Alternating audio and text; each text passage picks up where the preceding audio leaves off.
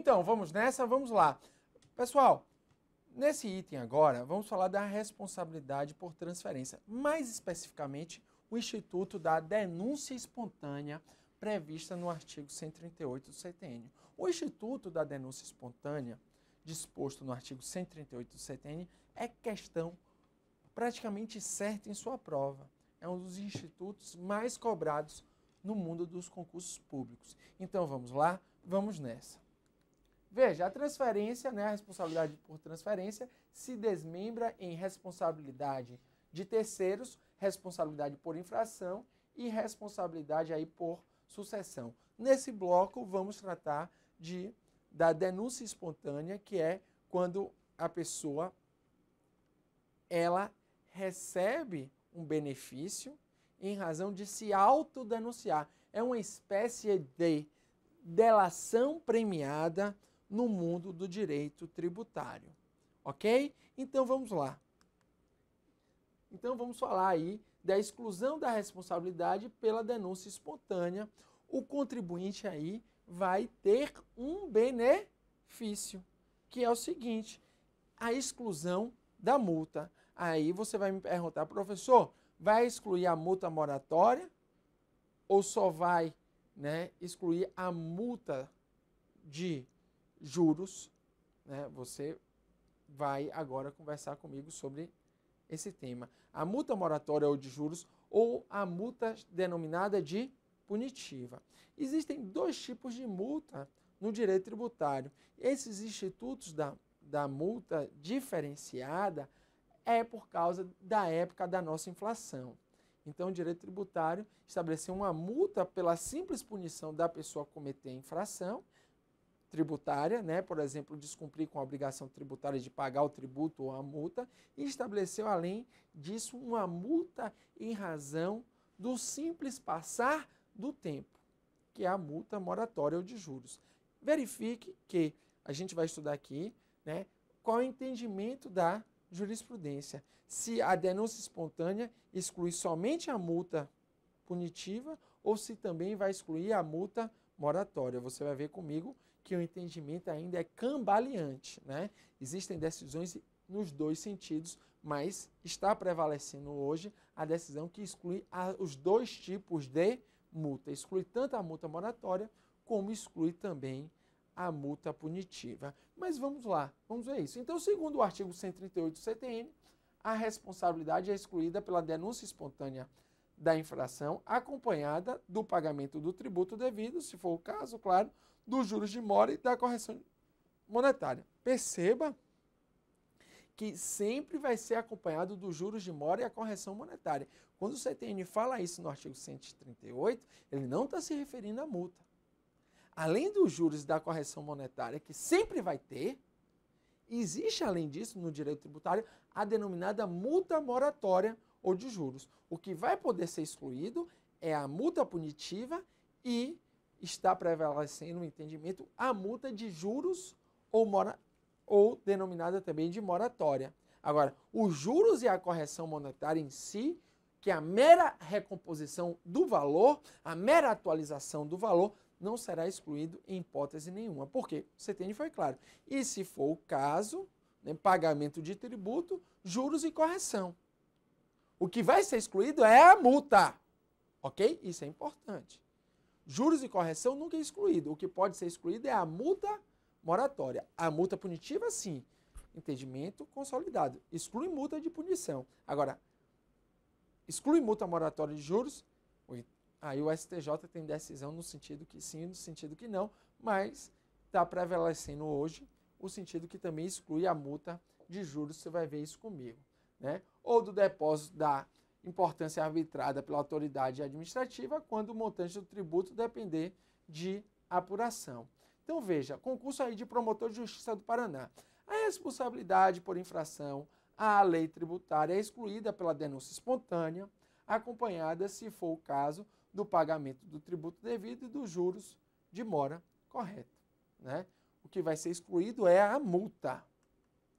Nesse caso, o inadimplemento se apresenta à repartição fiscal com o objetivo de pagar os tributos a destempo em um ato de livre e espontânea vontade, ou seja, o inadimplente, né, que não pagou o tributo, ele comparece à repartição e faz o pagamento antes de iniciada qualquer fiscalização tributária, ou seja, antes de uma notificação, por exemplo, é uma espécie de delação premiada no direito tributário. Nesse rumo, as multas punitivas são excluídas quando o infrator leva ao conhecimento do fisco a ocorrência da infração e efetua o pagamento de eventual tributo devido antes do início de qualquer procedimento de fiscalização. Então perceba que não se considera espontânea a denúncia apresentada após o início de qualquer procedimento de fiscalização. E aí, professor, o que é que eu defino como procedimento de fiscalização? Vamos ver agora, está definido no artigo 7º do decreto 70.235 de 72, que está em plena vigência, né, que é o decreto que trata do processo administrativo tributário. E veja que o procedimento fiscal ele tem início com o primeiro ato de ofício escrito praticado por servidor competente, cientificando o sujeito passivo da obrigação tributária ou seu preposto, ou seja, uma simples notificação já era, não pode mais ocorrer a delação premiada, a denúncia espontânea. A apreensão de mercadoria, documentos ou livros, também em caso de apreensão de mercadorias, documentos ou livros, também não vai poder mais ocorrer a denúncia espontânea. Começo do despacho aduaneiro de mercadoria importada. Fato gerador, você estudou comigo, quando estudou imposto de importação, ou, por exemplo, o IPI importação ou o ICMS importação, que o fato gerador, né, a cobrança do tributo vai ser ocorrida, né, no momento do despacho aduaneiro. Né? E parte da doutrina também entende que o fato gerador, o aspecto temporal é nesse momento. Então, se iniciar esse despacho, um abraço, não pode mais ocorrer denúncia espontânea, porque esse despacho aduaneiro faz parte de todo um procedimento já de fiscalização pelo fisco. Então, vamos ver essa questão de advogado do BRB. A apreensão de mercadorias do sujeito passivo pela autoridade tributária competente constitui uma das hipóteses de deflagração do procedimento administrativo fiscal. Perfeito, está correta, não pode mais ocorrer denúncia espontânea nesse caso. Veja, o início do procedimento exclui a espontaneidade da denúncia do sujeito passivo em relação aos atos anteriores à infração. Então, aqui existe uma antiga súmula, a súmula 208 do antigo Tribunal Federal de Recursos. Antes da Constituição de 88, tínhamos um denominado Tribunal Federal de Recursos, que depois foi transformado com a Constituição de 88 no o que hoje é o Superior Tribunal de Justiça. Esse entendimento ainda é prevalecente no âmbito da jurisprudência. O que é que diz essa súmula? A simples confissão da dívida, acompanhada do seu pedido de parcelamento, não configura a denúncia espontânea. Está valendo esse entendimento ainda, porque o parcelamento, meu amigo, vai de encontro ao que diz o artigo 138, porque o artigo 138 você tem, fala o quê? Fala que tem que pagar o tributo, os juros e a correção. Então, só há direito à delação premiada se pagar o tributo. Quando você entra num procedimento de parcelamento, o tributo só é pago quando você paga a última parcela.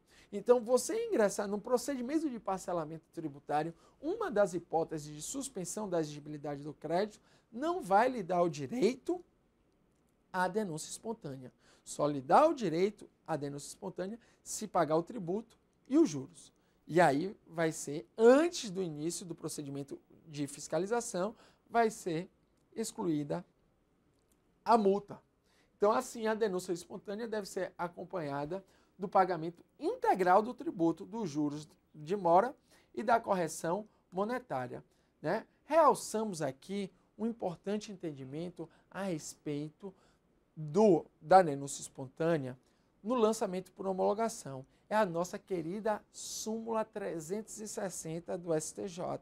Essa súmula vai adequadamente com o entendimento do STJ que no lançamento por homologação, se o contribuinte faz o pagamento do tributo, né, não é necessário aí a homologação do lançamento para inscrição em dívida ativa, que nesse caso de pagamento, o que acontece? Já é constituído o crédito tributário, não é necessária a denominada homologação expressa.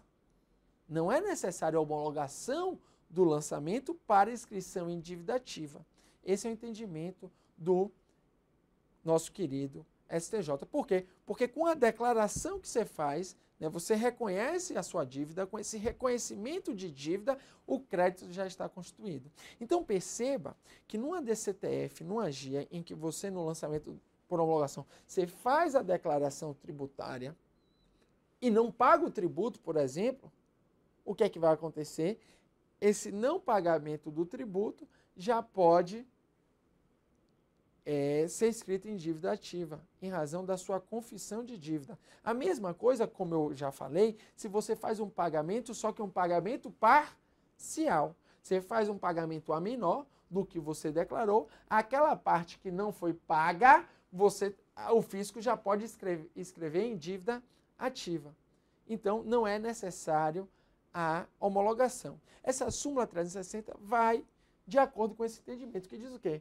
Que o benefício da denúncia espontânea não se aplica aos tributos sujeitos a lançamento por homologação regularmente declarados, mas pagos a destempo. Ou seja, você declara o tributo, que deve 10 mil, não faz nenhum pagamento. O que é que acontece? Não vai poder mais se utilizar do Instituto da Denúncia Espontânea, uma vez que esse não pagamento já pode gerar inscrição em dívida ativa. Então, aquela simples declaração já é considerada pelo STJ como o início de procedimento de fiscalização. Então, o contribuinte declara e não paga, ou declara e paga a menor, não vai poder mais se utilizar do Instituto da Denúncia Espontânea. É o que o STJ fala, regularmente declarado, mas pagos a destempo. Ok? Então, veja, aí traz a jurisprudência ilustrativa, né, da súmula 360. Vamos ver aí o que o concurso de Procurador Estadual de São Paulo cobrou. A norma contida no artigo 138 do CTN, que trata da denúncia espontânea da infração, não autoriza o contribuinte do ICMS é lançamento por homologação, que declarou o imposto e não recolheu tempestivamente, efetuar após a data do vencimento o pagamento do tributo acrescido de juros de mora, mas sem a multa moratória. Então veja que é simples. O que é que a questão quer dizer?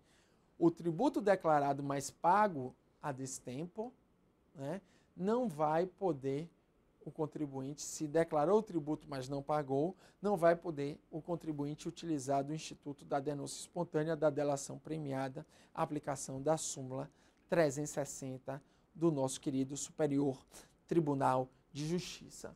Vejamos. Concurso de Procurador de Justiça do Paraná, prova discursiva. Discorra sobre o entendimento do STJ acerca da denúncia espontânea no caso de tributo sujeito a lançamento por homologação, quando há declaração por parte do contribuinte, mas o pagamento é efetuado a destempo. Vai exatamente ter que fazer uma redação a respeito da súmula 360 do STJ. Por quê? Porque quando o contribuinte faz a declaração, como eu disse, o STJ já entende que já foi constituído o crédito tributário e esse crédito já pode ser inscrito em dívida ativa. Em razão disso, não pode mais se utilizar do Instituto da Denúncia Espontânea, súmula 360 do STJ. Aí outro tema significante se refere se exclui a multa moratória ou somente a multa punitiva. Como eu já disse, a jurisprudência do STJ é vacilante, né? Mas está prevalecendo atualmente o entendimento que também pode afastar a multa moratória. Então perceba, né, que o STJ está indo no sentido de afastar tanto multa moratória como multa punitiva. Todavia, a súmula 49 aí do Conselho Administrativo de Recursos Fiscais, no sentido que a denúncia espontânea não alcança a penalidade decorrente do atraso de declaração, isto é, no âmbito administrativo federal, prevalece ainda o juízo de que a denúncia espontânea não alcança a multa de mora, ok? Então, qual é o entendimento aí que você tem que levar para a sua prova? você tem que levar o entendimento para a sua prova do seguinte: entender que o STJ está prevalecendo o entendimento que afasta multa moratória e multa punitiva. Todavia, o Conselho Administrativo Fiscal, o CAF, que julga em última instância os processos administrativos fiscais, entende que não é excluída a multa de mora, que o benefício só seria em relação à multa punitiva. Mas sempre lembrando, e isso é fundamental, que multa moratória não se confunde com juros de mora e correção monetária. Os juros de mora e a correção monetária têm que ser pagos, porque isso aí é o pagamento integral do tributo. E pagamento integral do tributo é o pagamento do tributo, os juros e a correção.